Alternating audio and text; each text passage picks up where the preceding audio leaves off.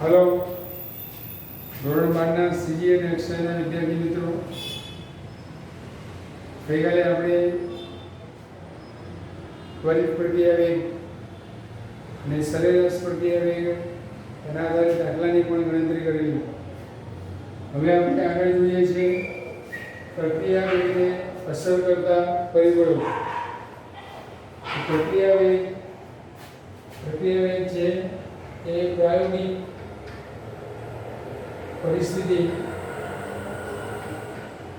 જેવી કે સ્વયં સાંદ્રતા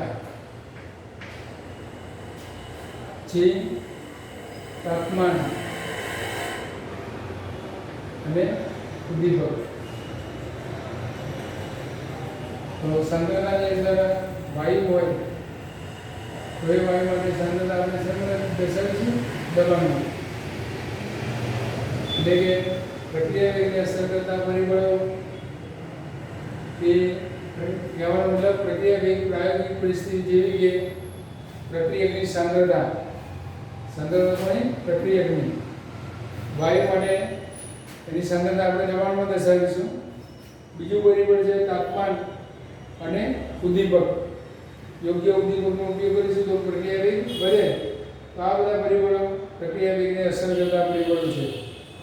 હવે આપણે પ્રથમ પરિબળ જેવી કે વેગનું સાંદ્રતા પર આધાર.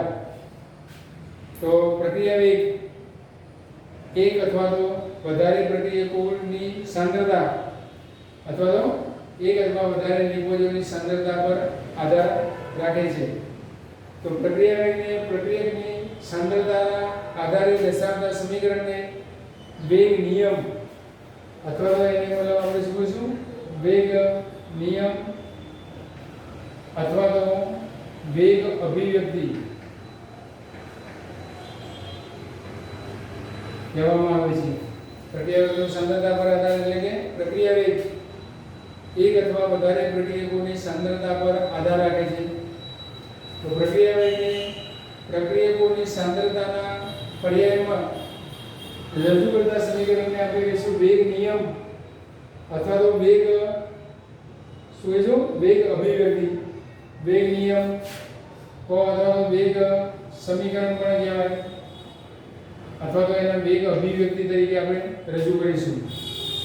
હવે એ જ વાત વેગ નિયમ અથવા વેગ સમીકરણ જેને આપણે કહીશું વેગ અભિવ્યક્તિ અને વેગ અચળાંક.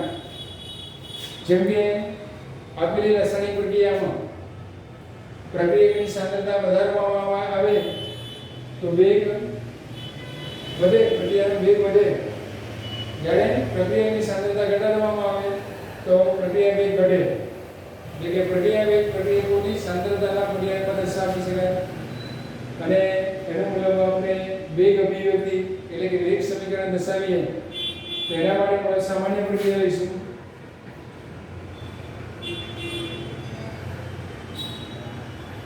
જેમ કે A plus BB CC plus DD. તો અહીંયા એ બી સી અને ડી જે છે એ ડી આપેલા પ્રક્રિયક અને નિબંધના શું છે તત્વ યોગમિતીય ગુણાંક છે. તત્વ યોગમિતીય ગુણાંક છે. હવે આ સમીકરણને આપણે વેગ અભિવ્યક્તિ તરીકે રજૂ કરીએ તો પ્રક્રિયા વેગ બરાબર પ્રક્રિયા વેગ મતલબ proportional a raised to x into b raised to y. therefore પ્રક્રિયા વેગ બરાબર શું હશે કે a raised to x b raised to y. તો અહીં x અને y પ્રક્રિયક a અને b ની સાંદ્રતાના શું કહેવાય ઘાતાંક છે. x અને y એ a અને b ની ભાગાકાર કોષ્ટક એટલે મળ પ્રતિ લિટર સાંદ્રતાના ઘાતાંક છે અને એની અંદર તેને આપણે પ્રક્રિયાનો સંતુલન અચળાંક અથવા તો આ સમીકરણના સંદર્ભમાં આપણે કહીશું વેગ અચળાંક. એને શું છે? વેગ અચળાંક. એટલે વેગ અચળાંકની પણ વાત કરવાની જો જે સંતુલન અચળાંક હોય એને જ આપણે કહીશું વેગ અચળાંક. અહીંયા x અને y ના મૂલ્યો જે છે એ તત્વયુગ્મિતીય ગુણાંકના સમાન પણ હોય અથવા તો સમાન ન પણ હોય. એટલે કે x અને y જે છે એના તત્વયુગ્મિતીય ગુણાંક પર આધાર રાખતા નથી. એના વિશે આપણે આગળ ચર્ચા કરીશું. તો આના માટે મતલબ આપણે એક વાસ્તવિક સમીકરણ લઈએ જેમ કે 2NO + O2 2NO2. આ પ્રક્રિયાની અંદર બે પ્રક્રિયા NO અને O2 છે. એ બંનેમાં પહેલા આપણે પ્રારંભિક સાંદ્રતા ઉપરથી પ્રક્રિયા વેગ શોધીશું અને બંનેમાંથી કોઈ એક પ્રક્રિયાની સાંદ્રતા વધારી અથવા તો બમણી કરીને અથવા તો વધારીને અથવા તો બીજા પ્રક્રિયાની સાંદ્રતા વધારીને આપણે પ્રક્રિયા વેગ શોધીએ તો કોષ્ટક આપ્યું છે જેની અંદર પ્રારંભિક સાંદ્રતા બંનેની જો સમાન છે ત્યારે પ્રક્રિયા વેગ આવે 0.096. જ્યારે NO ની સાંદ્રતા આપણે ડબલ કરીએ અને O2 ની સાંદ્રતા અચળ રાખીએ ત્યારે પ્રક્રિયા વેગ જે છે એના કરતા જે મૂલ્ય મળ્યું એ 4 ગણું મળશે. એટલે 6 ચોક 24 એટલે 24 અને 36 જો ગણતરી કરશો તો લગભગ મતલબ એના 4 ગણું મૂલ્ય મળે. 24 એ રીતે એટલે કે સાંદ્રતા પ્રક્રિયા વેગ જે છે એ પ્રક્રિયા વેગ પ્રારંભિક પ્રક્રિયા વેગ કરતા 4 ગણો વધે છે. જ્યારે O2 ની સાંદ્રતા ડબલ કરવામાં આવે અને NO ની સાંદ્રતા આપણે અચળ રાખીએ ત્યારે પ્રક્રિયા વેગ જે મૂળ પ્રક્રિયા વેગ છે એના કરતા બમણો વધે છે. તો આ રીતે પ્રક્રિયા વેગ જે છે એ NO ની સાંદ્રતા કરતા કેવો હોય 4 ગણો. એટલે કે NO પ્રક્રિયા વેગ NO ની સાંદ્રતાથી બમણો હોય અને O2 ની સાંદ્રતાથી 4 ગણો અને આનો બમણો હોય. તો આ સમીકરણને આપણે દર્શાવીએ તો આ રીતે દર્શાવીએ તો વેગ બરાબર k NO raise to square. NO ની 2 ઘાતાંક આવે અને O2 ની ઘાતાંક કોઈ ના લખ્યો હોય તો શું માનીશું આપણે 1. તો આ રીતે પ્રક્રિયા વેગ NO ની સાંદ્રતાના 2 ઘાતાંકના અને O2 ની સાંદ્રતાના 1 ઘાતાંકના સમપ્રમાણમાં છે. તો 2 અને 1 જે છે એ આ સમીકરણની અંદર તત્વયુગ્મિતીય ગુણાંક જેટલા છે. આ સમીકરણની અંદર અલગ હતા એ તો સામાન્ય પ્રક્રિયા હતી. બધું બીજી આપણે રાસાયણિક પ્રક્રિયા લઈએ તો એની અંદર જે ઉપરના મૂલ્ય આવશે x અને y એ x અને y ના મૂલ્ય સમાન હોય તત્વયુગ્મિતીય ગુણાંક જેટલા હોય ન પણ હોય તો એના માટે મતલબ આપણે આ સમીકરણની અંદર તત્વયુગ્મિતીય ગુણાંક 2 હતો તો 2 1 હતો તો 1 આવ્યો. પરંતુ બીજી પણ રાસાયણિક પ્રક્રિયા જોઈએ તો તત્વયુગ્મિતીય ગુણાંક તથા એના ઘાતાંક અલગ પણ હોય. તો અહીંયા આપણે વાત કરીશું કે CH Cl3 Cl2 CCl4 HCl. તો એનો પ્રાયોગિક વેગ અચળાંક અથવા તો એનો પ્રાયોગિક વેગ સમીકરણ લખીએ તો વેગ બરાબર k CHCl3 અને Cl2 એટલે કે CHCl3 એટલે કે એને આપણે કહીશું ક્લોરોફોર્મ. એની સાંદ્રતાનો ઘાતાંક 1 છે તો એને લખ્યો હતો. જ્યારે Cl2 નો ઘાતાંક કેટલો છે 1/2 અડધો. એટલે બીજું સમીકરણ છે ઇથાઇલ એસિડ H2O તો એસિડિક એસિડ મળે અને ઇથેનોલ મળે. તેનો વેગ બરાબર CH3CH5 અને H2O રેસ્ટ શું છે 0. આની ઘાતાંક શું આવે 1 આવે. તો જો અહીંયા તત્વયુગ્મિતીય ગુણાંક મતલબ ઘાતાંક 1 છે તત્વયુગ્મિતીય ગુણાંક 1 છે. જ્યારે આ H2O નો તત્વયુગ્મિતીય ગુણાંક 1 છે જ્યારે H2O નો અહીંયા ઘાતાંક શું છે 0 છે. ઉપરના સમીકરણની અંદર C2H CHCl ક્લોરોફોર્મ તત્વયુગ્મિતીય ગુણાંક ઘાતાંક સરખા.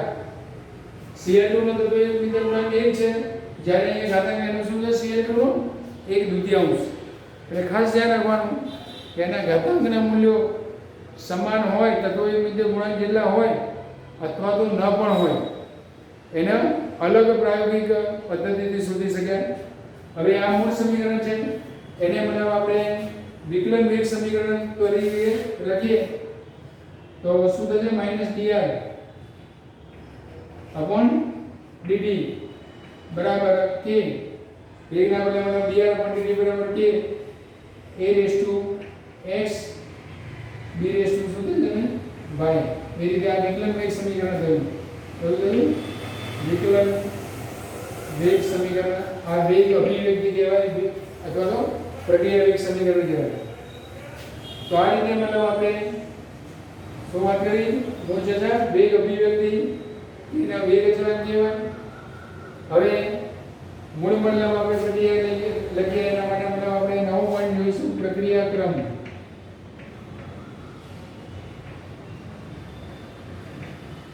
તો આગળનું જે સમીકરણ હતું એ સમીકરણને આપણે વેગ તરીકે લખીએ વેગ નિયમ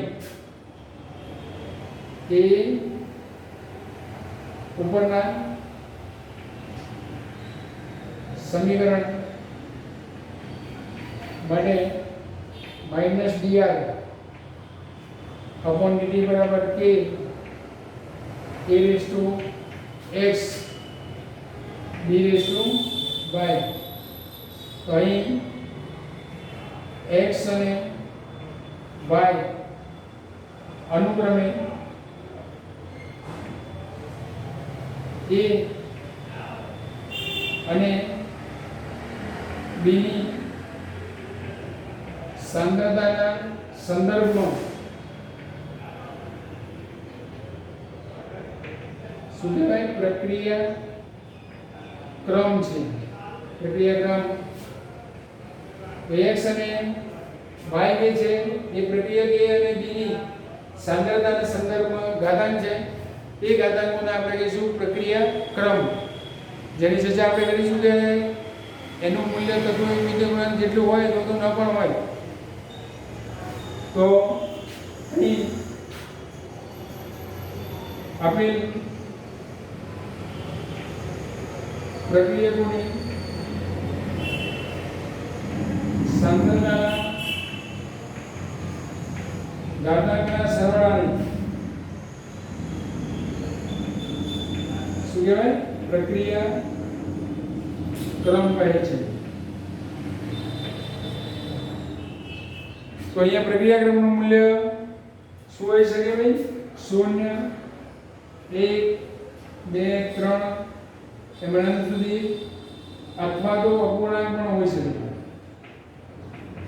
અપૂર્ણાંક પણ હોઈ શકે ઋણ ના હોય તો જો અહીંયા CL2 ના સંદર્ભમાં પ્રક્રિયા ઘાતાંક અપૂર્ણાંક હતો H2 ના સંદર્ભમાં પ્રક્રિયા ક્રમ 0 હતો પૂર્ણાંક સંખ્યા હતી બેની તો આ રીતે એનું મૂલ્ય 0 1 2 3 તો એ કહેવાનો મતલબ એ છે કે પ્રક્રિયકોના જે ઘાતાંક છે એ પ્રક્રિયકની સાંદ્રતા પર આધાર રાખતા નથી એનું મૂલ્ય આપણે આગળ જોઈશું અલગ અલગ પ્રકારની પ્રાયોગિક પદ્ધતિઓ દ્વારા નક્કી કરવામાં આવે છે તો હવે આપણે કહી શકીએ ઉપરની પ્રક્રિયાનો CaCl2 ની સાંદ્રતા સંદર્ભમાં પ્રક્રિયા ક્રમ 1 અને Cl2 ની સાંદ્રતાના સંદર્ભમાં પ્રક્રિયા ક્રમ 1/2 એટલે એનો કુલ પ્રક્રિયા વેગ બરાબર આપણે શું લખેલું પ્રક્રિયકોની સાંદ્રતાના ઘાતાંક ના કુલ સરવાળાને તો શું આવે 1 + 1/2 એટલે 2 + 1 ભાગ્યા 2 3 ભાગ્યા 2 એટલે પ્રક્રિયા ક્રમ હશે 1.5 અપૂર્ણાંક પણ હશે એ રીતે આનો પ્રક્રિયા ક્રમની વાત કરીએ તો 1 + 0 પ્રક્રિયા ક્રમ એટલે એસિડિક એસિડના સંદર્ભમાં 1 છે H2O ના સંદર્ભમાં 0 છે અહીંયા આવશે મતલબ CH3CO C2H5 એસ્ટર 1 આનો પ્રક્રિયા ક્રમ મતલબ શું થયો 1 આનો પ્રક્રિયા ક્રમ શું થશે 2 + 1 એટલે આ પ્રક્રિયા ક્રમ 3 થયો કહેવાનો મતલબ એ પ્રક્રિયા ક્રમનું મૂલ્ય 0 પણ હોઈ શકે 1 હોઈ શકે 2 હોઈ શકે 3 પણ હોઈ શકે આ રીતે આપણે આપેલ પ્રક્રિયકના ઘાતાંકને જે તે ઘાતાંકના સંદર્ભમાં પ્રક્રિયા ક્રમ કયો અને આપેલ રાસાયણિક પ્રક્રિયામાં જેટલા બી પ્રક્રિયકો હોય એ પ્રક્રિયકોની જે ઘાતાંક હોય એ ઘાતાંકના કુલ સરવાળાને આપેલ પ્રક્રિયાનો પ્રક્રિયા ક્રમ રહે છે, જેનું મૂલ્ય તત્વોમિત્ય ગુણાંક સમાન હોય ન પણ હોય. એનું મૂલ્ય કેટલું હોઈ શકે? શૂન્ય હોઈ શકે, 1 2 3 પૂર્ણાંક અથવા તો અપૂર્ણાંક પણ હોય, જેને અલગ અલગ પ્રકારની પ્રાયોગિક પદ્ધતિઓ દ્વારા આપણે મેળવી શકીએ. હવે આપણે આગળના વિડિયોની અંદર જે સંતુલન અચળાંક k ની વાત કરેલી, એ k ના આ સમીકરણના સંદર્ભમાં પ્રક્રિયા વેગ અચળાંક કહેવામાં આવે. તો એ વેગ અચળાંકના એકમો વિશે અલગ અલગ પ્રકારની પ્રક્રિયાના ક્રમ ઉપરથી એના અલગ અલગ પ્રકારના એકમો વિશે જોઈશું. અહીંયા તમને MCQ આપી શકે, કોઈ પણ રાસાયણિક પ્રક્રિયા આપી હોય, આ બધું આપેલું હોય તો એનો પ્રક્રિયા ક્રમની ગણતરી કરો. તો ઘાતાંકનો મતલબ આપણે સરવાળો કરીએ તો પ્રક્રિયા ક્રમ મેળવી શકાય. એના ઉદાહરણ છે જેનો તમે અભ્યાસ કરજો. અત્યારે આપણે લેક્ચરને વિરામ આપીએ છીએ. જય સ્વામિનારાયણ.